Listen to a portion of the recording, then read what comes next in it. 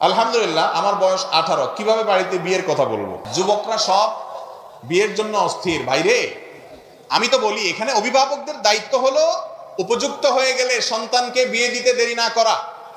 আর সন্তানের দায়িত্ব হলো বয়স 18 হয়েছে, বাড়িতে বিয়ের কথা বলার দরকার নেই। পয়সা কামানোর পিছে লাগেন, সিরিয়াসলি পয়সা কামান। কিচ্ছু না পারলে রিক্সা চালান, দূরে যায় চালান, যেভাবে হোক পয়সা উপার্জন করেন। আমাকে জিজ্ঞেস করে, ভাই দোয়া শিখে দেন যেটা করলে বিয়ে হয়ে যাবে।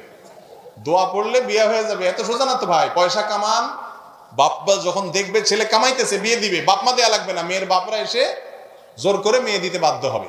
পয়সা কামান, উপার্জন করেন। অলস থাকবেন বৈশা বৈশা সুবহানাল্লাহ আলহামদুলিল্লাহ পড়বেন আর বলবেন যে হুজুর বিয়ে করে দেন, এত সহজ না।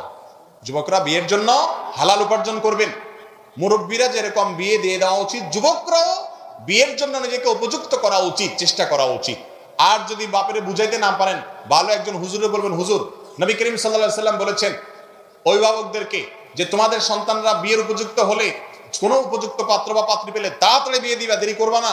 দেরি করলে ফিতনা হবে, এরা বিপদগামী হবে, খারাপ পথে যাবে, সমাজ নষ্ট হবে। নবীজি বলে গেছেন, হুজুর আমার বাপের তো আমি হাদিস বলতে পারি না, বলে তো মাইর খাবো।